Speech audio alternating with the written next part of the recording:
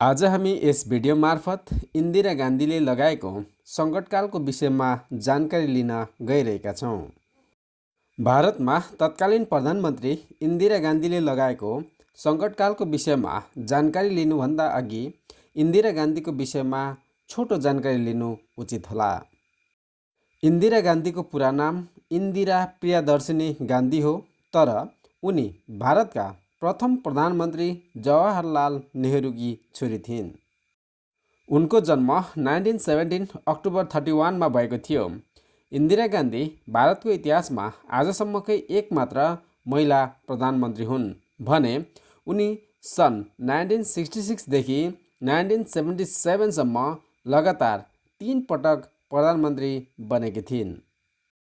चौथो पटक भने मोरारजी देसाईको सरकार सन् 1979 मा ढलिसकेपछि उनी पुनः प्रधानमन्त्रीको रूपमा बहाल भइन्, तर सन् 1984 मा भने उनको हत्या हुन गयो।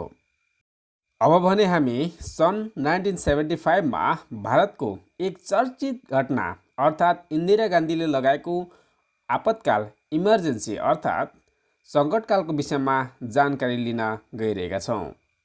आजका नयाँ पुस्ताहरू उक्त घटनाबाट बेखबर नै होलान्, तथापि उक्त घटनाको विषयमा नेपाल, भारत लगायत अधिकांश देशका राजनीतिक विश्लेषकहरूले उक्त घटनाको प्रसङ्गहरूलाई उप्काइरहेका हुन्छन्। इन्दिरा गान्धीद्वारा सन् 1975 मा लगाइएको सङ्कटकाललाई भारतीय इतिहासको कालो अध्याय अर्थात् ब्ल्याक च्याप्टर मान्ने गरिन्छ। यो घटना सुन्दाखेरि सामान्य नै जस्तो लाग्न सक्छ, तर जसले यसलाई भोगे देखे उनीहरूको निमित्त भने सामान्य थिएन। इन्दिरा गान्धीको आपतकाल अर्थात् सङ्कटकाल भारतीय इतिहासको घटनाक्रमहरूमध्ये यो पनि एक प्रमुख घटनाको रूपमा रहेको छ, किनकि सन् 1949 भन्दा अघिसम्म जसरी अङ्ग्रेजहरूले भारतीय जनताहरूमाथि अन्याय गर्ने गर्दथे, त्यसरी नै इन्दिरा गान्धीको सरकारले पनि आफ्नै जनताहरूमाथि अन्याय र अत्याचार गरेको थियो। सङ्कटकालको समयमा कैयौँ मानिसहरूको हत्या गरियो, कैयौँ नाम चलेका व्यक्तित्वहरूलाई जेलमा कोचियो, मानिसहरूमाथि गोली ठोकियो। इन्दिरा गान्धीको सरकारले सङ्कटकालको समयमा निर्ममभन्दा निर्मम कदमहरू चालेका थिए। आज हामी त्यही सङ्कटकालको विषयमा धेरैभन्दा धेरै जानकारी लिने प्रयत्न गर्नेछौँ। कृपया अन्त्यसम्म हेरेर साथ दिनुहोला। इन्दिरा गान्धीले भारतमा सङ्कटकालको घोषणा किन गर्नु पर्यो? सङ्कटकाल कहिले लागू गरियो? सङ्कटकालको समयमा के भएका थिए? सङ्कटकाल लगाउनुको कारण के रहेको थियो? फेरि सङ्कटकाल किन र कहिले हटाइयो? सङ्कटकालले भारतमा के कस्ता परिणामहरू ल्याए? आदि विविध विषयहरूमा तपाईँहरूलाई धेरैभन्दा धेरै जानकारी दिलाउने प्रयत्न गर्नेछु यस भिडियो मार्फत। इन्दिरा गान्धीको सरकारले भारतमा सन् 1975 मा सङ्कटकालको घोषणा गरेको थियो। सन् 1975 भन्दा अघि भारतीय राजनीतिमा एकदमै उथलपुथल भइरहेको थियो, जसको कारणले गर्दाखेरि भारतमा आपतकाल जस्तो अर्थात् सङ्कटकाल जस्तो परिस्थितिको सिर्जना हुन पुग्यो। इन्दिरा गान्धीको सरकारले भारतमा सङ्कटकाल घोषणा गर्नुको धेरैवटा कारणहरू रहेका छन्। त्यसै कारण सङ्कटकाल लागू गर्नुको कारणहरूको विषयमा सबैभन्दा पहिला चर्चा गरौँ। सन् 1971 मा भारतमा निर्वाचन सम्पन्न भएको थियो, जुन निर्वाचनमा उत्तर प्रदेशको रायबरेलीमा काङ्ग्रेसको तर्फबाट इन्दिरा गान्धी उठेका थिए भने उनको विरुद्धमा राजनारायण उठेका थिए। उक्त निर्वाचनमा इन्दिरा गान्धी अत्याधिक मतान्तरले विजयी बनिन्, जसले गर्दा इन्दिरा गान्धी भारतको तेस्रो प्रधानमन्त्री र प्रथम भारतीय महिला प्रधानमन्त्री बन्न सफल भइन्। तर उक्त निर्वाचनमा रायबरेलीबाट राजनारायणले निर्वाचन जित्ने सम्भावना ज्यादा रहेको थियो र सर्वसाधारण मानिसहरू पनि राजनारायणले चुनाव जित्नेछन् भन्ने कुरामा एकदमै आशावादी रहेका थिए। तर निर्वाचनको परिणाम राजनारायणको पक्षमा आएन, अर्थात् निर्वाचनमा राजनारायण पराजित बन्न पुगे। त्यो पनि यति विघ्न मत अन्तरले राजनारायण पराजित बने कि जसको कारण राजनारायणले उक्त निर्वाचनप्रति नै आशंका गर्न थाले। इन्दिरा गान्धीले निर्वाचनको समयमा केही न केही जालझेल गरेकै हुनुपर्छ भन्ने राजनारायणको निष्कर्ष रहेको थियो। त्यसै कारण राजनारायणले अलाहाबाद उच्च अदालतमा इन्दिरा गान्धीमाथि मुद्दा दायर गर्यो। उनको आरोप थियो कि निर्वाचनको समयमा इन्दिरा गान्धीले जालझेल गरेकै हुनुपर्छ, तसर्थ त्यस उप निष्पक्ष रूपमा छानबिन गरियोस्। उक्त समयमा अलाहाबाद उच्च अदालतको न्यायाधीश भने जगमोहन लाल सिन्हा रहेका थिए। निर्वाचनमा पराजित भएका राजनारायणको मुद्दा उच्च अदालतमा परिसकेपछि न्यायाधीश जगमोहन लाल सिन्हाले छानबिन अघि बढायो। के साँच्चीकै सन् 1971 को निर्वाचनमा इन्दिरा गान्धीले धाँधली गरेकै थिइन् त, या त राजनारायणको पराजित भइसके पछाडिको मिथ्या आरोप मात्रै हो भनेर उनले छानबिन प्रक्रिया अघि बढायो। तत्कालीन समयको यो मुद्दा सबैभन्दा ठुलो मुद्दा रहेको थियो। उक्त निर्वाचनको मुद्दा न्यायालयमा आउनुभन्दा पनि धेरै समय अघिदेखि नै इन्दिरा गान्धी र न्यायालय बीचको सम्बन्ध ज्यादै नै विवादित भइसकेको थियो। किनकि इन्दिरा गान्धी भारतको प्रधानमन्त्री बन्नु अघि लालबहादुर शास्त्री प्रधानमन्त्री रहेका थिए। लालबहादुर शास्त्री भारतको दोस्रो प्रधानमन्त्री अर्थात् जवाहरलाल नेहरू पछिका प्रधानमन्त्री थिए। लालबहादुर शास्त्री सन् 1964 जुन 9 मा प्रधानमन्त्री बनेका थिए, तर उनको कार्यकाल दोस्रो वर्ष पुरा हुन नपाउँदै सन् 1966 जनवरी 11 मा उनको मृत्यु हुन पुग्यो, त्यो पनि अत्यन्तै रहस्यमय ढङ्गले। जुन मृत्युको रहस्यबारे आजको दिनसम्म कसैलाई पनि जानकारी रहेको छैन।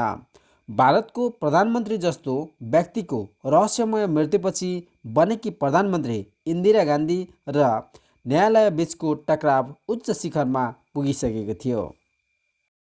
त्यसको अलावा पनि भारतमा Golaknath case, Keshavananda Bharati case, Minerva Mills case जस्ता अनेकन विवादित मुद्दाहरू उठिसकेको थियो, जुन कार्यपालिका र न्यायपालिका बीचको टकरावको स्थितिको रूपमा रहेको थियो। जुन मुद्दाहरू संविधान संशोधनले गर्दा नै सिर्जना हुन पुगेका थिए। नेपालका राजनीतिक विश्लेषकहरू पनि नेपालका न्यायाधीशहरू पनि यी मुद्दाहरूलाई नजिरको रूपमा मान्दै यहाँको सरकार र न्यायालय बीचको सम्बन्धमा पनि खटपट सिर्जना गर्न खोजिरहेका हुन्छन्। उल्लेखित मुद्दाहरू संविधान संशोधनको कारणहरूले गर्दा उठेका थिए, जस्तो कि नयाँ कानुनहरू थप्दै जाँदा र पुरानो कानुनहरूमा संशोधन गर्नाले तत्कालीन प्रधानमन्त्री इन्दिरा गान्धी र न्यायालय बीचको टकराव उत्कर्षमा पुगिसकेको थियो। यी व्यक्ति हुन् जयप्रकाश नारायण, जसलाई छोटकरीमा जेपी नारायणको नामले पनि चिन्ने गरिन्छ। भारतको स्वतन्त्रतामा यिनको पनि महत्त्वपूर्ण भूमिका रहेको थियो। जेपी नारायण एक भारतीय स्वतन्त्रता सेनानी रहेका थिए, तर यिनी भारत स्वतन्त्र भइसकेपछि राजनीतिबाट टाढेर अलग्गै रहे र एक साधारण गृहस्थी जीवन जिउन थाले। यदि यिनले पनि स्वतन्त्रतापछि राजनीतिमा आएको थियो भने यिनको नाम पनि जवाहरलाल नेहरू र सरदार वल्लभभाई पटेलको भन्दा कम हुन्थेन। जेपी नारायणलाई लोकनायक अर्थात् पिपुल्स हिरोको उपनाम समेत दिएको थियो। विशेष गरी जेपी नारायणलाई क्विट इन्डिया मुभमेन्ट अर्थात् भारत छोडो आन्दोलनको नेतृत्वकर्ता मान्ने गरिन्छ। तर भारत स्वतन्त्र भएपछि उनी राजनीतिमा सक्रिय रहेनन्। एक गृहस्थ जीवनको निमित्त उनी बिहार गए। सन् 1971 को निर्वाचनमा इन्दिरा गान्धीको सबैभन्दा ठुलो चुनावी मुद्दा रहेको थियो कि गरिबी हटाओ। त्यही मुद्दाले इन्दिरा गान्धीलाई भारतको तेस्रो प्रधानमन्त्रीको रूपमा उभ्यायो। तर दुर्भाग्यवश भारतको पाकिस्तानसँगको युद्ध पनि सन् 1971 देखि नै सुरु हुन पुग्यो। भारतको पाकिस्तानसँगको युद्धको कारणले गर्दा अमेरिकाबाट भारतमा जे जति माल सामानहरू आयात हुने गर्दथे, ती सम्पूर्ण माल सामानहरूमा अमेरिकाले बन्देज लगाइदियो, किनकि पाकिस्तान अमेरिकाको पक्षधर रहेको थियो। सन् 1971 को दौडानमा भारत एक गरिब देशको रूपमा रहेको थियो। भारत लगभग पूर्ण रूपमा अमेरिकामाथि निर्भर रहेको थियो। इन्डिया पाकिस्तानको युद्धपछि अमेरिकाले भारतमाथि निर्यात रोकेपछि भारतमा हरेक माल सामानको दामहरू मूल्यहरू आकाशिन सुरु भयो। अब इन्दिरा गान्धीले सन् 1971 को निर्वाचनमा गरिबी हटाओको नाराले चुनाव जितेका थिए, तर परिस्थिति यस्तो बन्यो कि गरिबी हट्नु त के कुरा झन बढ्न थाल्यो। भारत पाकिस्तानको युद्धमा अमेरिकाले पाकिस्तानलाई साथ दियो किनकि शीत युद्धको समयमा पाकिस्तान अमेरिकी गुटमा रहेको थियो। त्यसैकारण उसले भारतमा जाने सम्पूर्ण माल सामानहरूको निर्यातमा प्रतिबन्ध लगाइदियो, जसको कारण माल सामानको दाम आकाशिन पुग्यो, जसले गर्दा गरिबी हट्नुको त के कुरा, जनताको ढाड महँगाइले झन सेक्न थाल्यो। सन् 1973 मा भारतमा 23% महँगाई बढेको थियो र सन् 1974 मा भने उक्त महँगाई बढेर 30% पुगेको थियो। देशमा बेरोजगारीको दर झन बढी बढ्न थाल्यो। तत्कालीन समयमा कृषिको क्षेत्रमा पनि कुनै किसिमको वैज्ञानिक तकनिकीको प्रयोग थिएन, तसर्थ मानिसहरूलाई दुई छाक खाना जुटाउन पनि हम्मे परिरहेको थियो।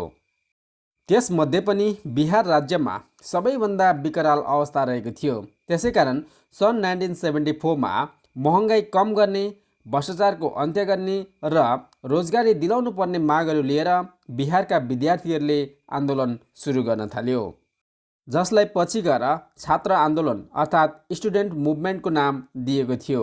जुन आन्दोलनमा बिहारका चर्चित नेताहरू लालू प्रसाद यादव तथा नीतीश कुमार जस्ता व्यक्तिहरू समेत सहभागी थिए उक्त समयमा।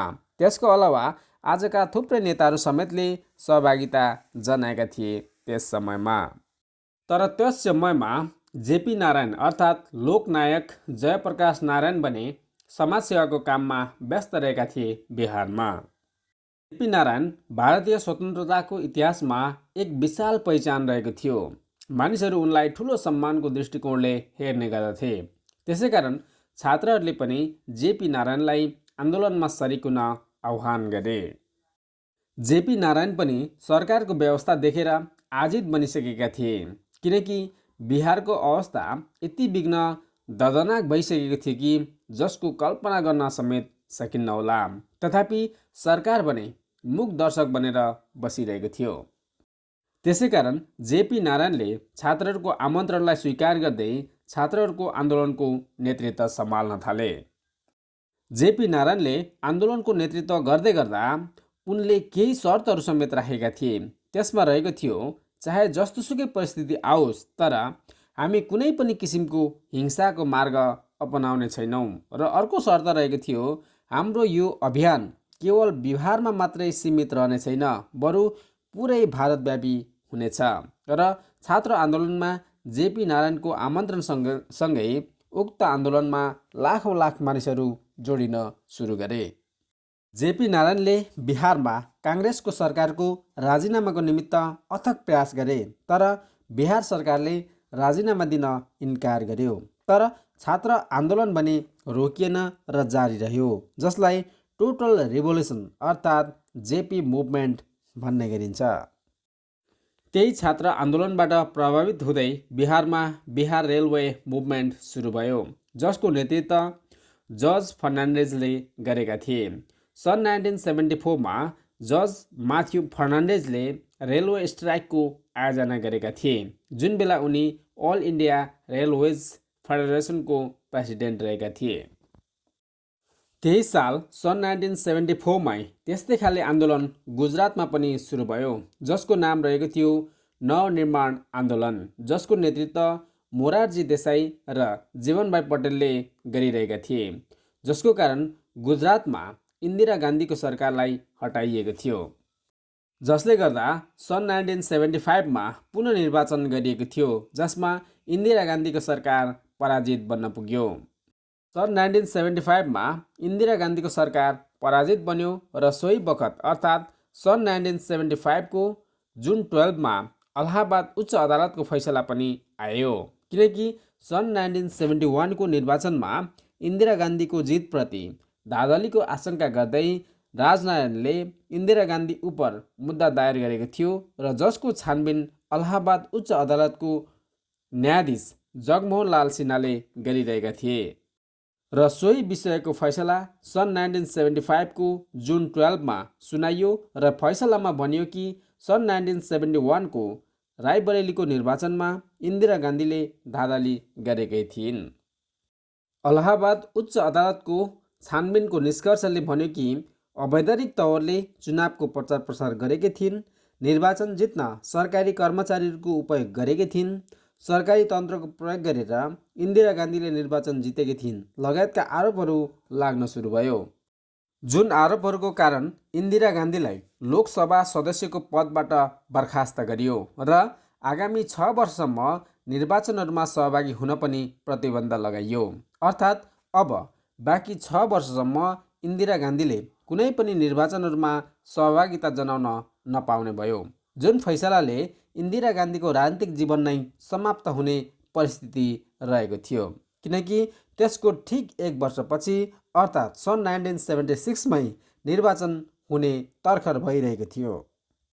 अलाहाबाद उच्च अदालतको उक्त फैसलासँगै 24 जुन 1975 मा समस्त विपक्षी दल र जेपी नारायण सहित मिलेर दिल्लीको रामलीला मैदानमा लाखौंको भिडले आन्दोलन गर्न थाल्यो, जसको एक मात्र माग रहेको थियो कि इन्दिरा गान्धी राजीनामा देऊ। तर इन्दिरा गान्धीले राजीनामा दिनुभन्दा पनि आन्दोलनको भोलिपल्टै अर्थात् 25 जुन 1975 मा सङ्कटकाल लागू गरिदिए। भारतीय संविधानमा 3 वटा परिस्थितिहरूमा मात्रै सङ्कटकाल अर्थात् इमर्जेन्सी लगाउन पाइने व्यवस्था गरिएको छ, जसमा पहिलो अवस्था रहेको छ देशमा बाह्य आक्रमणको खतरा भएको खण्डमा सङ्कटकालको घोषणा गर्न सकिन्छ, र दोस्रो अवस्था रहेको छ देशभित्रै विद्रोहको खतरा भएको खण्डमा सङ्कटकालको घोषणा गर्न सकिन्छ, र तेस्रो अवस्था रहेको छ देशको अर्थव्यवस्था धराशायी बनेको अवस्थामा आपतकाल अर्थात् सङ्कटकाल लागू गर्न सकिने व्यवस्था रहेको छ।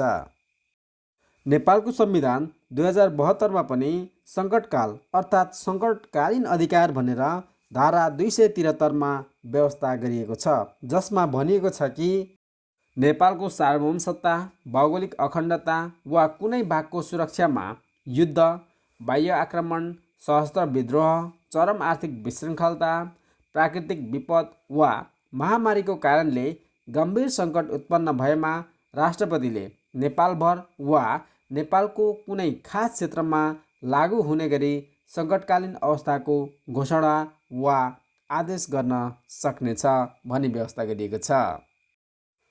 त्यसरी नै भारतको संविधान निर्माता बाबासाहेब डाक्टर भीमराव अम्बेडकरले पनि भारतको एकता, अखण्डता, सम्प्रभुता, लोकतन्त्र र राजनीतिक व्यवस्थामाथि सङ्कट सिर्जना भएको खण्डमा सङ्कटकाल लगाउने कानुन बनाएका थिए, जुन 3 किसिमका रहेका थिए, जसमध्ये पहिलो रहेको थियो नेसनल इमर्जेन्सी अर्थात् राष्ट्रिय सङ्कटकाल, जुन भारतीय संविधानको धारा 352 मुताबिक लगाउने गरिन्छ, जसमा पहिलो अवस्था रहेको छ यदि भारतको कुनै पनि देशसँग युद्ध सुरु भएको खण्डमा सङ्कटकाल लगाउन सकिन्छ, र अर्को व्यवस्था रहेको छ यदि बाह्य शक्ति वा सशस्त्र समूहले भारतमाथि आक्रमण गरेको खण्डमा पनि राष्ट्रिय सङ्कटकालको घोषणा गर्न सकिन्छ, र अर्को अवस्था भनेको यदि देशभित्रै रहेको सशस्त्र समूह वा सशस्त्र विद्रोहीहरूद्वारा देशमा आक्रमण भएको खण्डमा पनि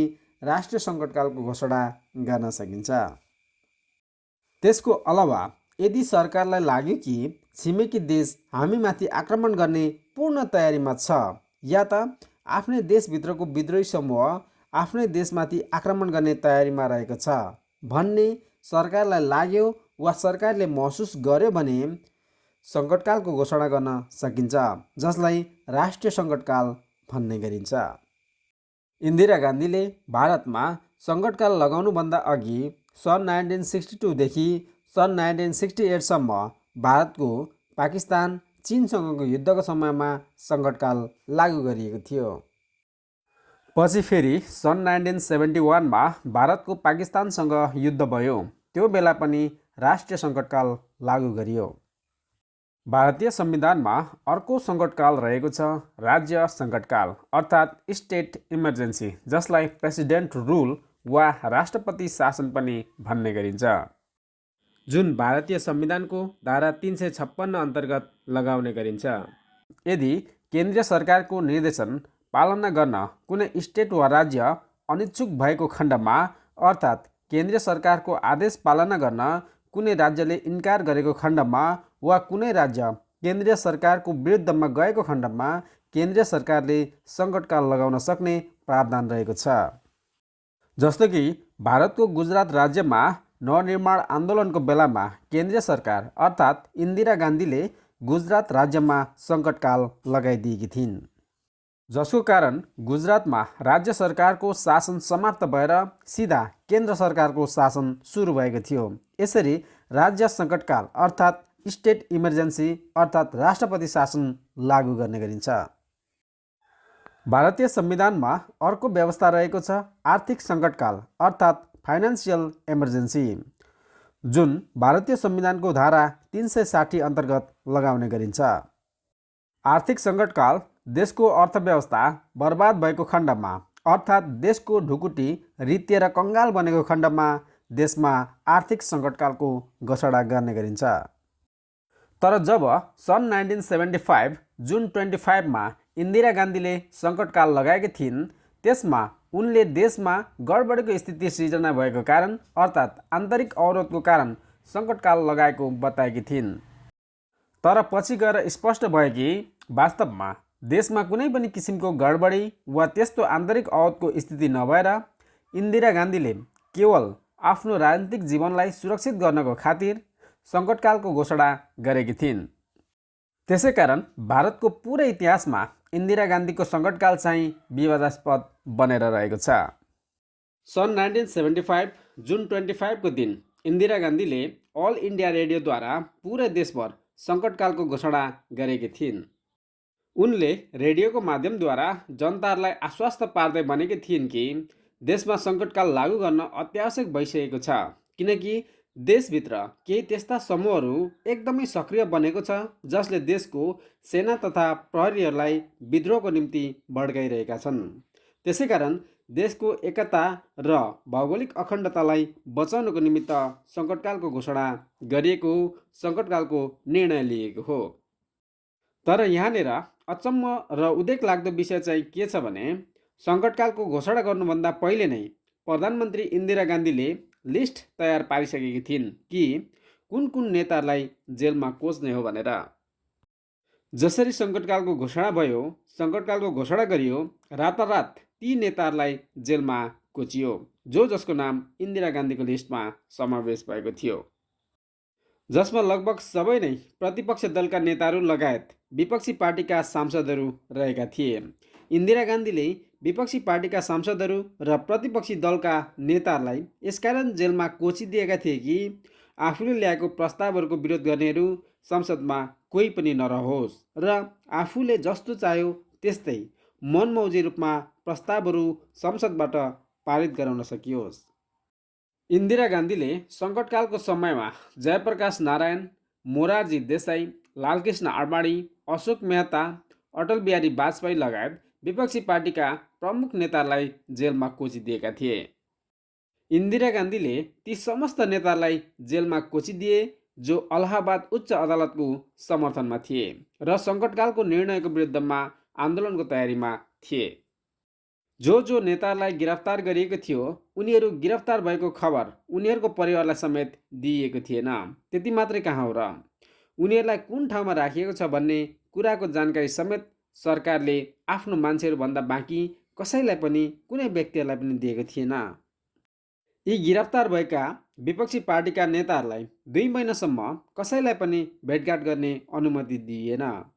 यी विपक्षी दलका नेताहरूलाई एक्लै राख्ने, विभिन्न किसिमले प्रताडित गर्ने, बिमारी पर्दा उपचारको सुविधा पनि नदिने जस्ता अनेकन खबरहरू गिरफ्तारीको समयमा आउने गर्दथ्यो। तपाईँलाई सुन्दा अचम्म लाग्न सक्छ, सङ्कटकाल घोषणा भएको 1 हप्ताभित्रमै 15,000 भन्दा बढी मानिसहरूलाई गिरफ्तार गरिएको थियो। यदि कोही व्यक्ति बन्दी बनाइएका मानिसहरूलाई भेटघाट गर्न आएको खण्डमा पनि सरकारको गुप्तचरहरूलाई त्यहाँ तैनाथ गरिएको हुने गर्दथ्यो ताकि उनीहरू फर्किएर गएपछि सरकारको विरुद्धमा कुनै पनि किसिमको षड्यन्त्र या योजना बुन्न नपाओस्। त्यति मात्रै नभएर सङ्कटकालको समयमा विपक्षी पार्टीका नेताहरूलाई चरम यातना दिइएको थियो, जस्तो कि रातभर उनीहरूलाई सुत्न दिइँदैन थियो, भोक राखिएको थियो, प्यास लागेको समयमा पिउने पानी समेत दिइँदैन थियो। कैदी बन्दीहरू अत्याधिक भोकाएपछि उनीहरूलाई अत्याधिक खाना खिलाएर एकै ठाउँमा घन्टौँसम्म उभ्याउने काम गरिन्थ्यो। त्यसको अलावा पनि उनीहरूलाई धाकधम्की दिनुका साथै अनेक थरी सवाल जवाफहरू गर्ने गरिन्थ्यो, त्यो पनि घन्टौँ घन्टासम्म। उनीहरूको बाँकी साथीहरूको विषयमा पनि घन्टौँ घन्टासम्म सोधपुछ गर्ने गरिन्थ्यो, किनकि गिरफ्तार गरिएका नेताहरूको कतिपय साथीहरू भने फरार रहेका थिए। त्यसमध्ये सुब्रमण्यम स्वामी रातारात भागेर अमेरिका पुगेका थिए। त्यसको अलावा पनि अनेकन विपक्षी नेताहरू भूमिगत बनेका थिए, जसलाई सरकारले वान्टेडको सूचीमा राखेको थियो। यी हुन् केरलाको पी राजन, जो क्यालिकट रिजनल इन्जिनियरिङ कलेजको स्टुडेन्ट रहेका थिए।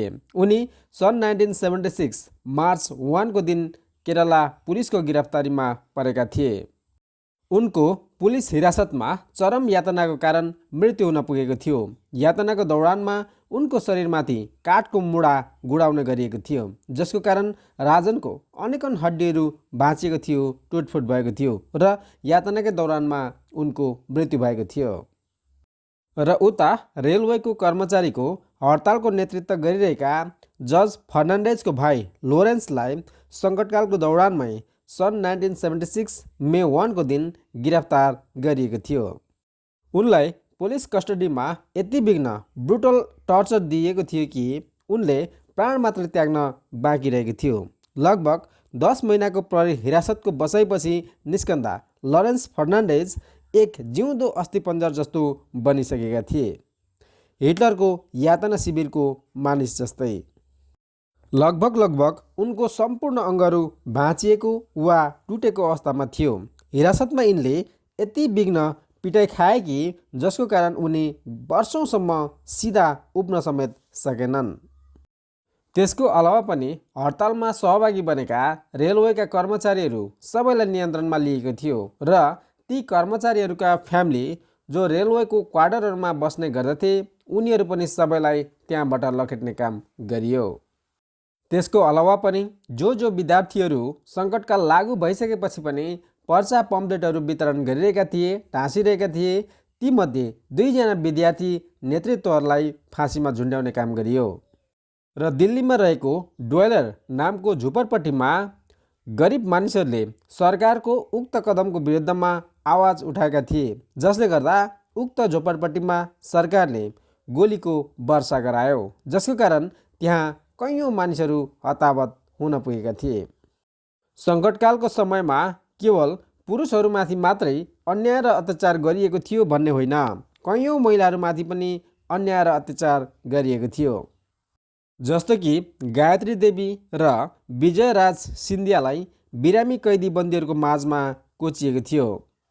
त्यसको अलावा पनि श्रीलता, रुनल गोरे, दुर्गा भगवत जस्ता समाजवादी नेताहरूलाई भने पागलखानामा लगेर पागलहरूको बिचमा कोच्ने काम गरिएको थियो।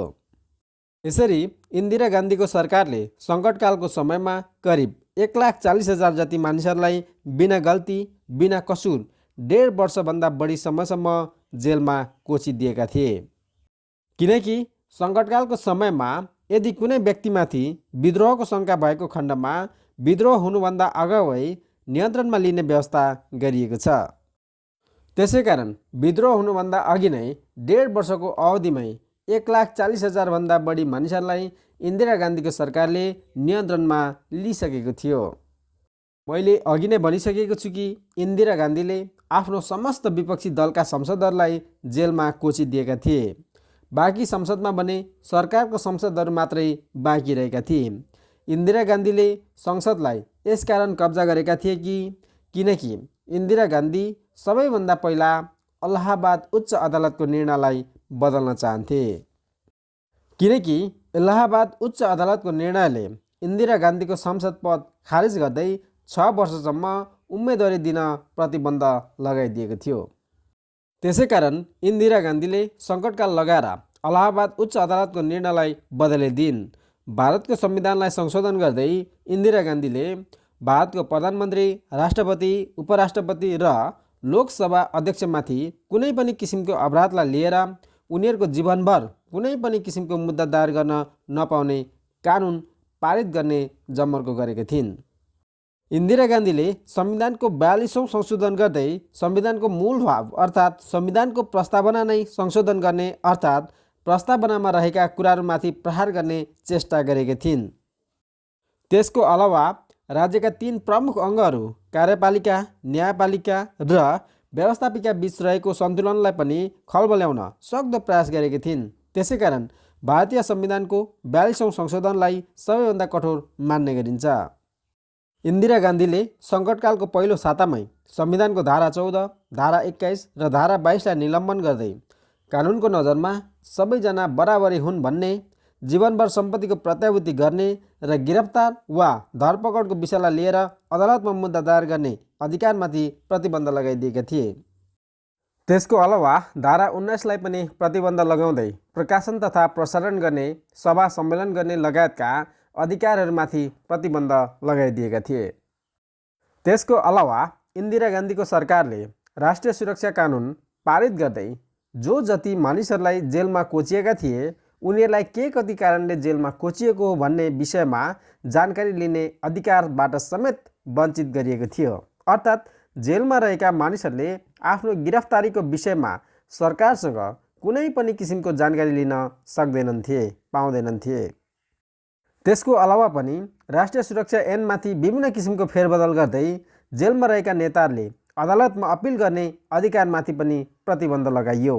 त्यति मात्रै नभएर यदि कुनै नेता जेलमा रहेको जानकारी कसैले कसैलाई दिएको खण्डमा वा कुनै नेता पक्राउ परेको मुद्दा लिएर अदालत पुगेको खण्डमा त्यसलाई समेत अपराध घोषणा गरियो र यस्तो किसिमको सूचना प्रवाह गर्ने व्यक्तिलाई समेत अपराधी घोषित गर्दै जेलमा कोचिन थालियो। यसरी सङ्कटकाल लगाएर इन्दिरा गान्धीले बहुत कुछ गर्न भ्याएका थिए। संविधानको धाराहरूलाई कतिपय ठाउँमा संशोधन गर्दै संविधानको विभिन्न धाराहरूलाई तोडमोड वा निलम्बित गर्दै सक्दो फाइदा उठाएकी थिइन्। सङ्कटकालको समयमा इन्दिरा गान्धीले सञ्चार तथा पत्रपत्रिकामाथि प्रतिबन्ध लगाइदिएका थिए। सङ्कटकाल घोषणा भएको भोलिपल्टै भारतमा राष्ट्रव्यापी रहेको पत्रपत्रिकाको छापाखानाहरूमा बिजुली काटिदिएका थिए ताकि सङ्कटकालको समयमा कुन कुन नेताहरू पक्राउ परे भन्ने कुराको जानकारी आम सर्वसाधारण मानिसहरूले प्राप्त गर्न नसकोस्। त्यसको अलावा बाँकी ठुला मिडिया हाउसहरूमाथि सेन्सर लगाइयो। सेन्सर बोर्डमा सरकारको व्यक्ति नियुक्ति गरिएको हुन्थ्यो जसले निर्धारण गर्दथे कि कुन समाचारहरू प्रकाशन र प्रसारण गर्न योग्य छ र कुन समाचारहरू छैनन् भनेर। सङ्कटकालपछि भने अब हरेक समाचारहरू सेन्सर भएपछि मात्रै प्रकाशन र प्रसारण हुन थाल्यो। इन्दिरा गान्धी र उनको सरकारले चाहेको समाचारहरू मात्रै अब प्रकाशन र प्रसारण हुन थाल्यो।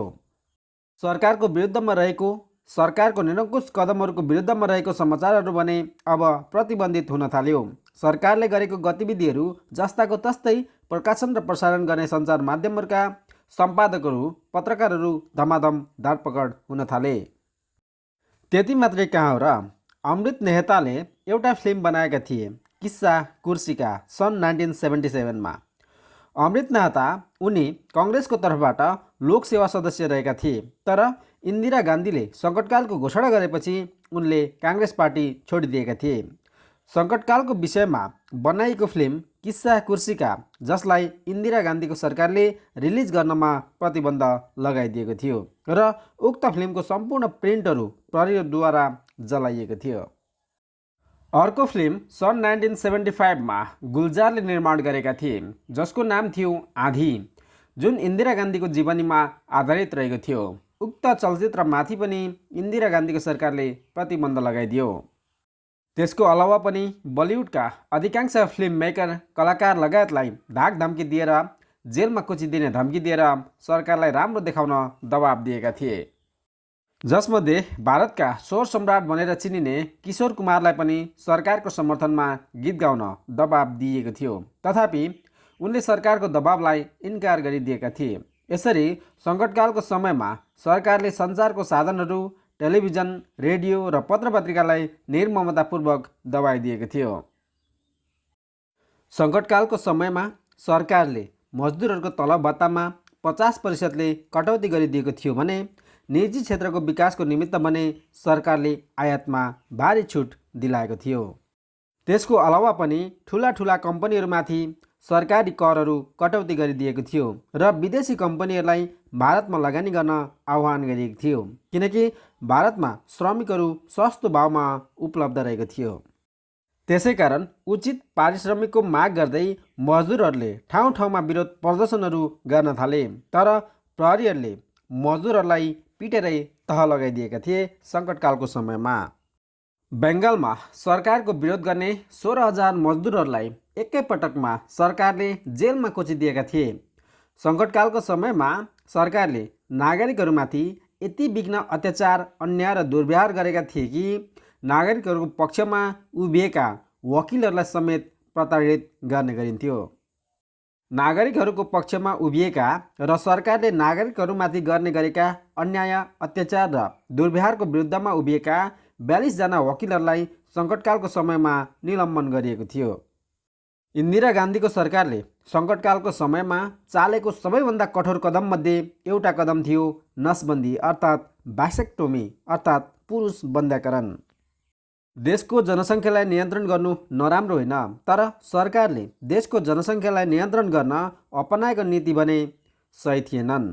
सङ्कटकालको समयमा सरकारले जबरजस्ती बन्ध्याकरण गर्ने गरेको थियो, जसको प्रत्यक्ष असर भने अल्पसङ्ख्यक समुदायहरूमा पर्न गएको थियो। सङ्कटकालको समयमा इन्दिरा गान्धीको सरकारले चलाएको बन्ध्याकरणको अभियानलाई इतिहासकै कठोर बन्ध्याकरणको अभियान ठान्ने गरिन्छ। यतिसम्म कि हिटलरले चलाएको बन्ध्याकरणको अभियानभन्दा पनि बढी कठोर। एउटा रिपोर्टको अनुसार 1 वर्षको अन्तरालमा 60 लाख मानिसहरूमा बन्ध्याकरण गरिएको थियो, जसमा 16 वर्षको युवादेखि लिएर 70 वर्षको वृद्धहरू समेत समावेश रहेको थियो। बन्ध्याकरणको समयमा गलत शल्यक्रिया र उपचारमा लापरवाही भएको कारणले गर्दा लगभग 2000 जति मानिसहरूले ज्यान गुमाउनु परेको थियो।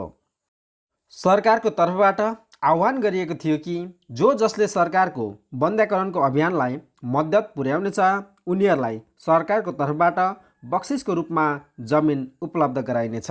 त्यसैकारण मासुम तथा सर्वसाधारण मानिसहरूलाई जमिनको लालचमा पर्नेहरूले फसाइ फुसलाई गरेर बन्ध्याकरण गराउने गर्दथे, जसको प्रत्यक्ष असर अल्पसङ्ख्यकहरूमा पर्न गएको थियो। सङ्कटकालको समयमा बन्ध्याकरणको नेतृत्व इन्दिरा गान्धीको छोरा सञ्जय गान्धीले गरेका थिए। बन्ध्याकरणको विरुद्धमा उत्रनेहरूलाई प्रहरीले लाठीचार्ज गर्नुको साथै गोली समेत प्रहार गर्ने गरेका थिए। त्यसको अलावा अनेकन व्यक्तिहरूलाई जेलमा कोचिदिएको थियो। इन्दिरा गान्धीको सरकारले अघि सारेको अभियान नसबन्दी अर्थात् बन्ध्याकरणको विषयवस्तुमा आधारित एउटा चलचित्र बन्यो, तर त्यसमाथि पनि सरकारले प्रतिबन्ध लगाइदियो ताकि आम सर्वसाधारण मानिसहरूलाई सरकारको वास्तविक रवैयाको जानकारी नहोस्। समग्रमा भन्ने हो भने भारतको स्वतन्त्रता पूर्व अङ्ग्रेजहरूले भारतीयमाथि जुन किसिमको शोषण दमन गर्ने गर्दथे, ठिक त्यसैको झल्को दिने खालको अवस्था इन्दिरा गान्धीको सरकारले सिर्जना गराएको थियो सङ्कटकालको समयमा, त्यो पनि आफ्नै जनताहरूमाझ। इन्दिरा गान्धीको उक्त कदमको परिणामस्वरूप भारतमा कङ्ग्रेस पार्टीको र इन्दिरा गान्धीको सरकारको विपक्षमा रहेका समस्त विपक्षी दलहरूले गठबन्धन गर्यो ताकि आगामी निर्वाचनमा इन्दिरा गान्धीलाई र उनको सरकारलाई परास्त गर्न सकियोस्। इन्दिरा गान्धीको सरकारको विपक्षमा खडा भएको गठबन्धन दलको नाम रहेको थियो जनता पार्टी। सन् 1977मा सङ्कटकाल समाप्त भयो र जनता दलको स्थापना गरियो, जसको एकमात्र उद्देश्य भनेको निर्वाचनमा इन्दिरा गान्धीलाई परास्त गर्नु थियो। सन् 1977मा भएको आम निर्वाचनमा जनता पार्टीलाई भारी सफलता प्राप्त भयो। जनता पार्टीको सफलतासँगै इन्दिरा गान्धीको सरकार ढल्न पुग्यो र जनता दलको तर्फबाट मोरारजी देसाईको नेतृत्वमा नयाँ सरकारको गठन भयो। मोरारजी देसाई तिनै व्यक्ति थिए जसले गुजरातमा नवनिर्माण आन्दोलनको नेतृत्व गरेका थिए। मोरारजी देसाई सन् 1977मा सरकारमा आउने बित्तिकै उनले शाह कमिसनको गठन गरेका थिए। शाह कमिसन सन् 1977 मे 28मा गरिएको थियो, जसको एकमात्र उद्देश्य सन् 1975देखि सन् 1977सम्म इन्दिरा गान्धीले लगाएको सङ्कटकालको समयमा भएका अन्याय र अत्याचारको विषयमा छानबिन गरेर रिपोर्ट सार्वजनिक गर्नु रहेको थियो।